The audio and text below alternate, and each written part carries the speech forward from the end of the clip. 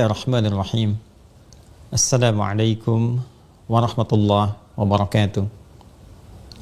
Alhamdulillahilladzi anzala al-Qur'ana fi syahri Ramadan hudan lin-nasi wa bayyinatin minal huda wal furqan. Wassalatu wassalamu ala Rasulillahilladzi nuzzila ilaihi al-Qur'anu munajjama liyukhrijan nasa minal zulumati ilan nuri wal yaqdhan. Wa ba'd. Saudara-saudariku dimanapun Anda berada, alhamdulillah bersyukur pada Allah Subhanahu wa ta'ala, kita telah disampaikan pada akhir pertengahan di bulan Ramadan, dan tentu kita sangat berharap bermohon kepada Allah Subhanahu wa ta'ala semoga seluruh rangkaian ibadah yang mengiringi Ramadan kita di tahun ini berkenan diterima oleh Allah Subhanahu wa ta'ala dengan penerimaan terbaik, disertai dengan ridha, rahmat dan ampunan Allah Subhanahu wa ta'ala. Saudara-saudariku, di antara kemuliaan yang melekat pada bulan Ramadan adalah kemuliaan yang disertai dengan pengagungan terhadap Al-Quran, yang sejatinya diturunkan di bulan Ramadan ini membawa misi besar yang didesain bukan hanya memberikan pedoman berkehidupan bagi seluruh manusia di muka bumi ini, namun juga saat yang bersamaan bisa mengangkat status hamba lebih dekat, lebih terhormat di hadapan Allah Subhanahu wa ta'ala, sekaligus berpotensi melimpahkan banyak perubahan dalam hidup serta pahala-pahala yang berpeluang menghadirkan kemewahan hidup yang abadi di akhirat kelak. Terkait hal ini, Allah Subhanahu wa ta'ala menegaskan di banyak ayat di beragam surah dalam Al-Quranul Karim tentang keistimewaan yang dimaksudkan. Terkait dengan Ramadan, di Quran surah kedua Al-Baqarah di ayat 185, masih dalam rangkaian ayat-ayat puasa dari ayat 183 sampai ayat 187. Di pertengahannya ayat 185 Allah merangkai dan menegaskan dalam firman-Nya akan keutamaan Al-Quran yang terkait dengan bulan Ramadan. Allah berfirman, "Syahrul Ramadan alladzi unzila fihil Qur'an hudan lin-nasi wa bayyinatin minal huda wal furqan." Di bulan Ramadan yang kalian menunaikan kewajiban ibadah siam itu, pada saat itulah ada momentum besar, yaitu diturunkannya Al-Quran, yang penurunan Al-Quran ini ditujukan untuk memberikan pedoman berkehidupan bagi seluruh manusia, hudan linnas.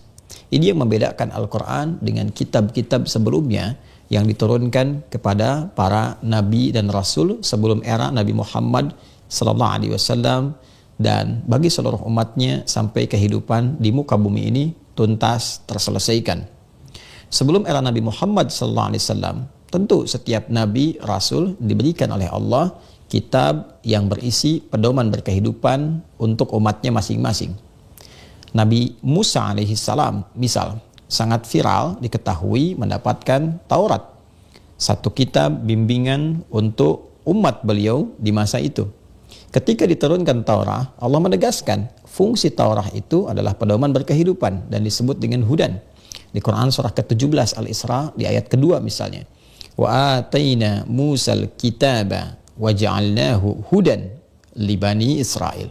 Dan dengan keagunganku, kata Allah, aku anugerahkan, aku berikan kepada Musa alaihissalam itu kitab, yaitu Taurat. Di Quran surah ke-3 Al-Imran di ayat ke-3, di antara rincian kitab yang diturunkan kepada Nabi Muhammad SAW, Nabi Isa alaihissalam, Nabi Musa alaihissalam, maka disebutkan nama Taurat. Nazzala alaikal kitaba bil haqqi musaddiqan lima baina yadayhi wa anzalat Taurah wa anzalat Taurata wal Injil. Taurat untuk Nabi Musa alaihissalam. Wa ataina Musal kitaba, dan dengan keagunganku, kata Allah, aku berikan, aku anugerahkan kepada Musa kitab Taurat. Wa ja'alnahu hudan li bani Israel, dan kami jadikan, kami tetapkan kitab yang dimaksudkan Taurat itu adalah pedoman berkehidupan. Bagi siapa? Umat Nabi Musa.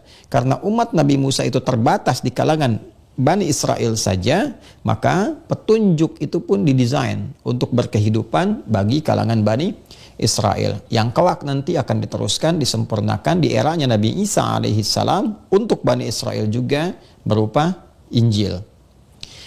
Di era Nabi Muhammad SAW, diksi yang disampaikan itu tidak dicukupkan pada komunitas tertentu, seperti Nabi Musa untuk Bani Israel, Nabi Isa alaihissalam untuk Bani Israel.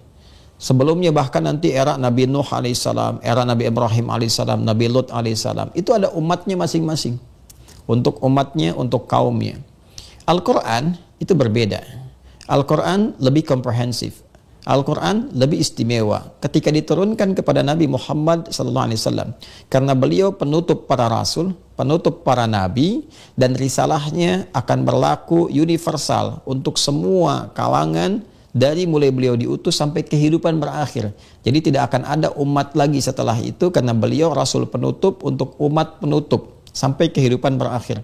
Karena itulah risalah yang dibawa ketika Allah Subhanahu wa taala menurunkan pedoman berkehidupan yang disampaikan pada beliau untuk diajarkan pada umatnya, maka dinamai kitabnya, pedomannya dengan nama Al-Quran. Syahrul Ramadan alladzi unzila fihi Al-Quran, dan fungsinya hudal linnas. Quran ini ternyata desainnya disampaikan oleh Allah kepada Rasulullah SAW, diteruskan, diajarkan kepada kita. Desainnya bukan hanya sekedar untuk dibaca, untuk dipahami sebagai kitab, untuk diakui sebagai kumpulan firman. Lebih dari itu, ternyata kumpulan firman itu, kitab itu, Al-Quran yang mulia itu pedoman berkehidupan linnas untuk semua manusia. Jadi penjagaan Allah terhadap Al-Quran saking tingginya, Allah sangat menegaskan ini satu, akan terjaga Al-Quran ini sampai kehidupan berakhir, karena apa yang terkandung di Al-Quran itu mesti terus berkelanjutan, akan terus sesuai dengan pergantian-pergantian manusia, pergantian-pergantian era, pergantian generasi. Jadi mau berganti generasi sampai kapanpun hingga kehidupan berakhir, kandungan Al-Quran akan selalu sesuai dengan era berkehidupan di masa-masa yang dimaksudkan. Ini yang ditegaskan di Quran surah ke-15 Al-Hijr di ayat ke-9 ketika Allah menyampaikan inna nahnu nazzalna dzikra wa inna lahu lahafidhun.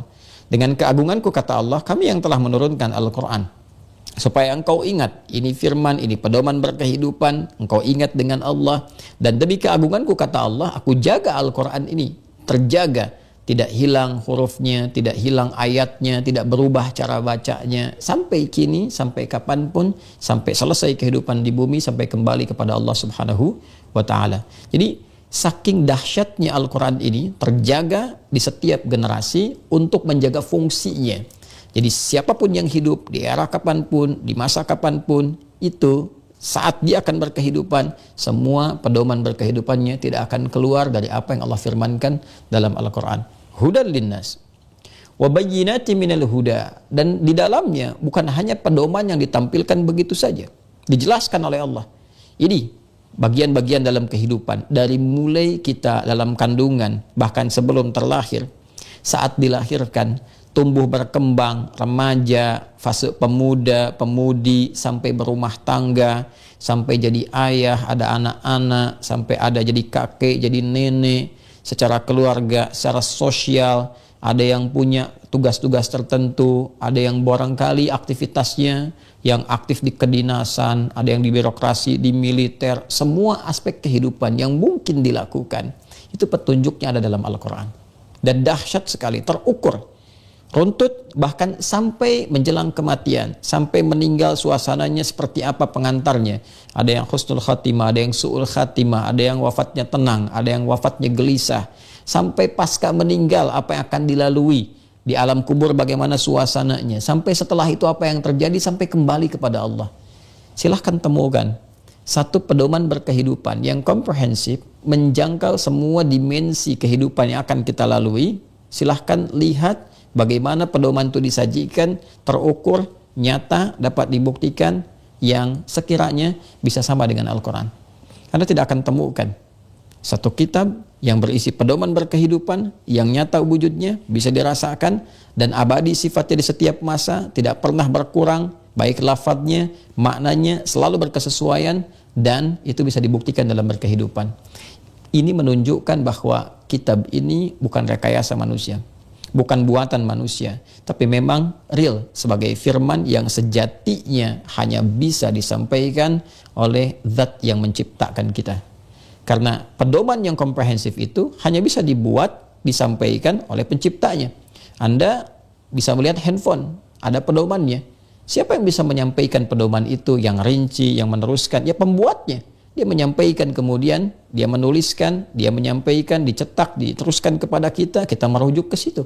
Jadi yang membuat itu yang paling mengetahui.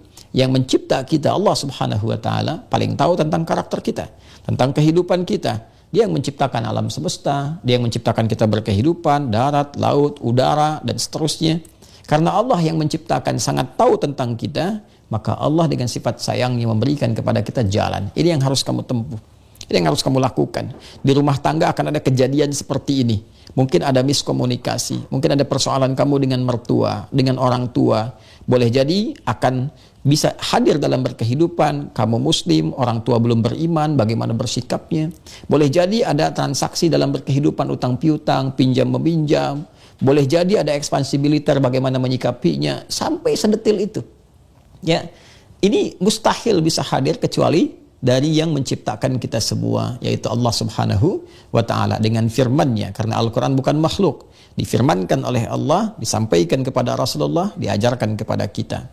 Nah, karena ini pedoman hidup, hudan linnas wa bayyinatin minal huda, dan dijelaskan kepada kita, maka penjelasan ini sejatinya diterangkan oleh Nabi SAW menjadi kurikulum kehidupan. Jadi interaksi kita dengan Al-Quran itu melebihi interaksi sekedar bacaan. Seharusnya bukan sekedar interaksi membaca atau menyimpan mushaf di tempat tertentu, tidak. Ya, yang paling dahsyat adalah kalau kita ingin merasakan kenikmatannya, berkahnya, kebaikannya, kesuksesannya, maka posisikan Al-Quran sebagai firman yang membimbing kita berkehidupan.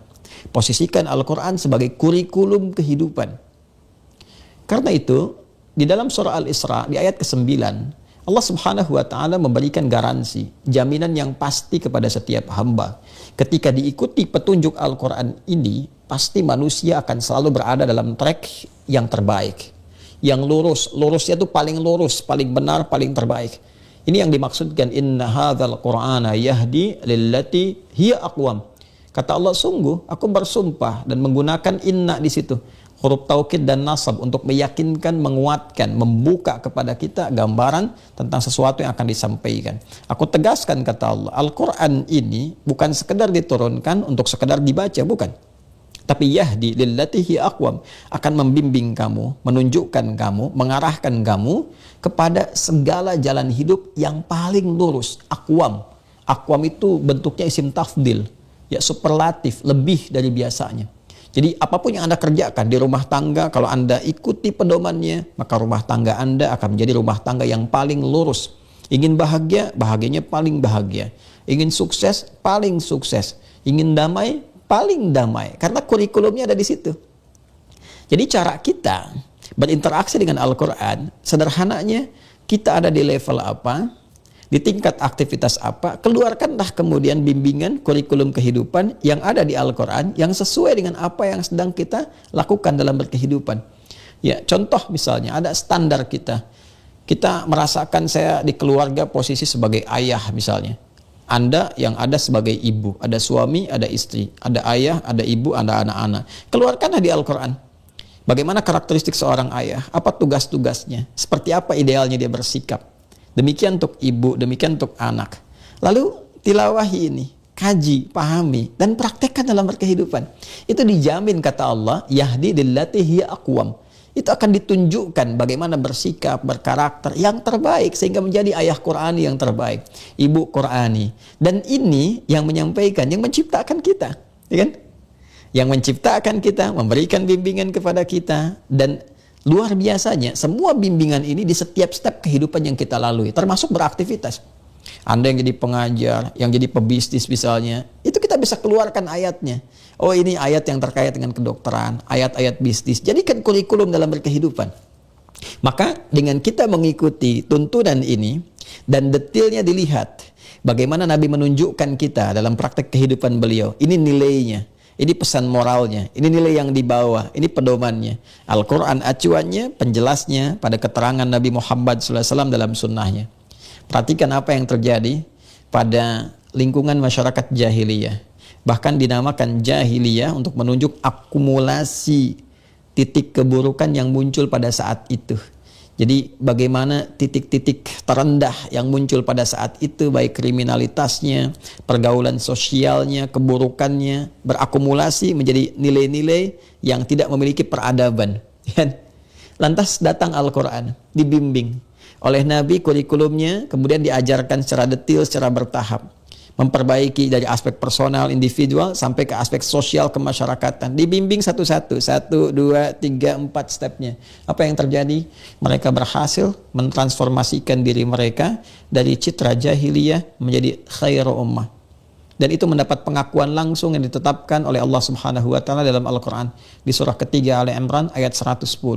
Kuntum khaira ummatin ukhrijat linnas. Kalian adalah umat terbaik yang pernah dilahirkan dari kalangan manusia yang berkehidupan di bumi. Anda bisa bayangkan dari jahiliyah bertransformasi menjadi khairu ummah. Dan ini bukan fiksi.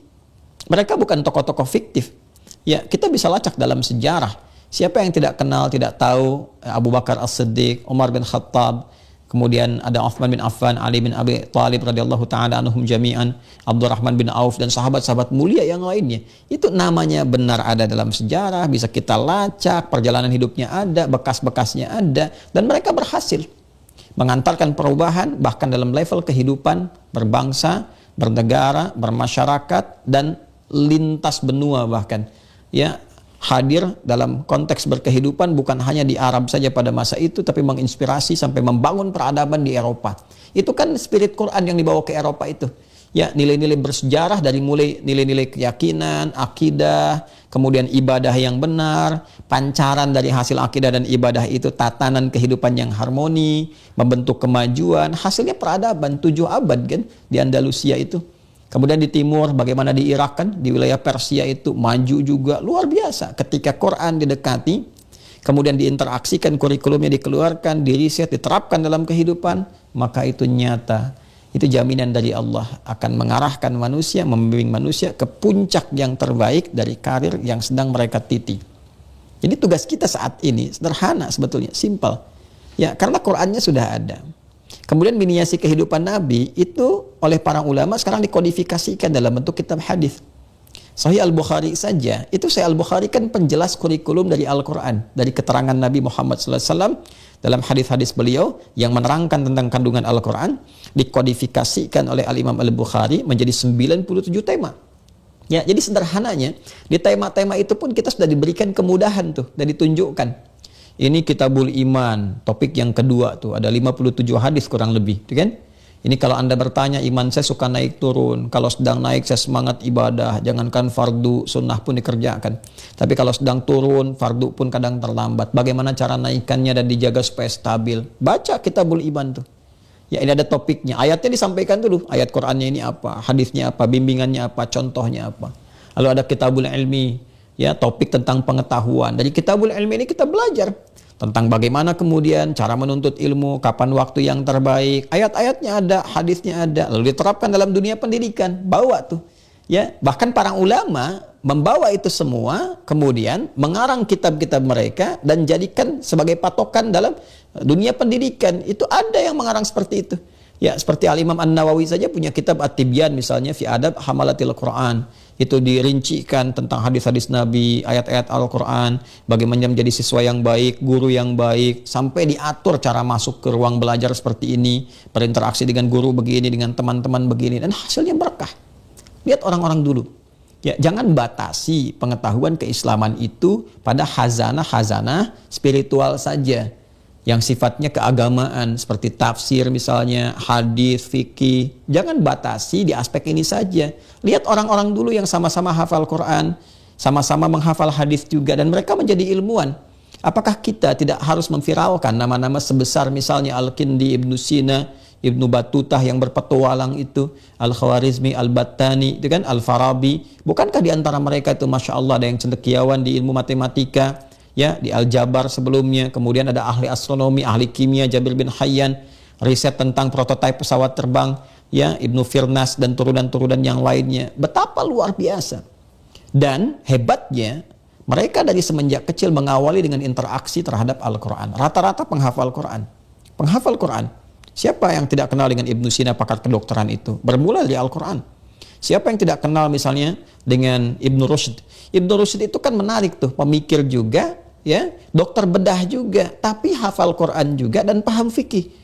Bahkan beliau menulis kan salah satu buku yang sekarang menjadi pedoman tuh tentang perbandingan di fikih itu. Ya, beliau menulis tentang buku namanya Bidayatul Mujtahid. Ya, Bidayatul Mujtahid ini dikarang oleh siapa? Oleh dokter ahli bedah. Namanya Ibnu Rushd, dikenal dengan Averroes. Ya, seorang dokter ahli bedah, seorang pemikir, hafal Quran dan bisa menghadirkan masalah-masalah fikih yang dikomparasikan satu dengan yang lain. Ini sangat menarik sekali. Ya, jadi tugas kita, teman-teman sekalian, di Ramadan ini, bulan Al-Quran, bulan interaksi dengan Al-Quran, lebih dari sekedar kita meningkatkan bacaan. Bacaan itu pembukanya, yang mengantarkan rasa yang tinggi, keterikatan kita terhadap Al-Quran. Kalau sudah terikat, tak ingin jauh, ingin selalu melekat, maka kita kaji. Puncaknya adalah kita mengkaji, menghadirkan kurikulum, yang dengan kurikulum itu sesuai dengan kebutuhan kita, terapkanlah dalam kehidupan. Seorang ibu keluarkan ayat-ayat tentang perempuan, ya, tentang ibu, tentang istri, posisinya apa itu yang dilakukan. Lalu lihat prakteknya. Dalam hadis-hadis Nabi ada petunjuknya. Di Al-Bukhari lengkap sekali 97 topik itu. Ada topik kesehatan, kedokteran, kitabul tibbi, kemudian juga ada topik militer misalnya, ada topik pemerintahan, kitabul imarah, dan seterusnya. Dan ini diriset pun sangat luar biasa. Bahkan di barat mereka tidak malu untuk meriset. Ya, orang-orang Yahudi saja mereka rajin meriset ayat Quran, hadis-hadis, sampai hadis akhir zaman, eskatologi, bahkan tentang peristiwa-peristiwa mendekat ke kiamat, itu paling rajin mereka riset.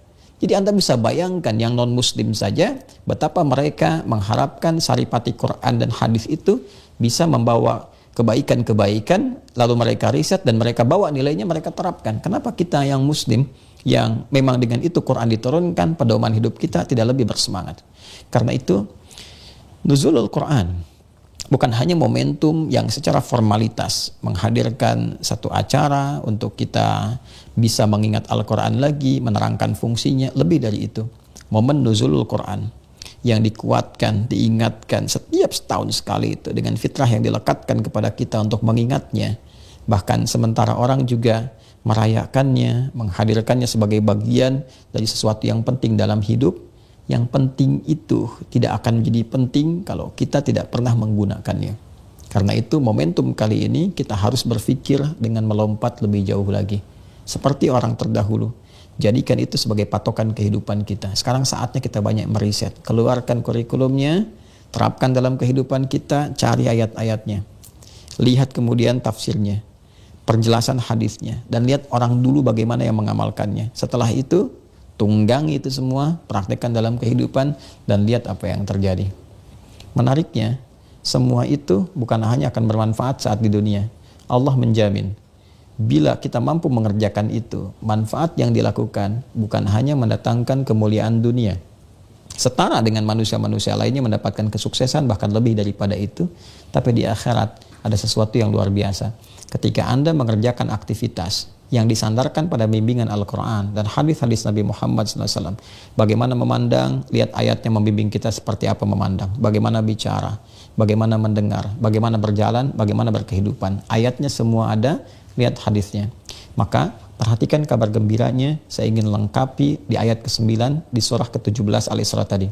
Inna hadzal Qur'ana yahdi lillati hiya aqwam. Satu, aspek dunianya. Wa yubashshira, dan memberikan kabar gembira, mu'minina alladzina ya'maluna as-salihati anna lahum ajran kabira, dan memberikan kabar gembira terhadap insan-insan beriman, orang-orang yang yakin bahwa kalau saya hidup berdasarkan petunjuk Quran itu akan mendapatkan kebahagiaan, jalan yang benar, yang paling lurus. Kita yakin dengan Quran, kita yakin dengan berkahnya, yakin dengan petunjuknya. Bermodal keyakinan ini, kita jadikan Quran sebagai panduan beraktivitas. Maka kata Allah, aktivitasnya akan berubah menjadi soleh.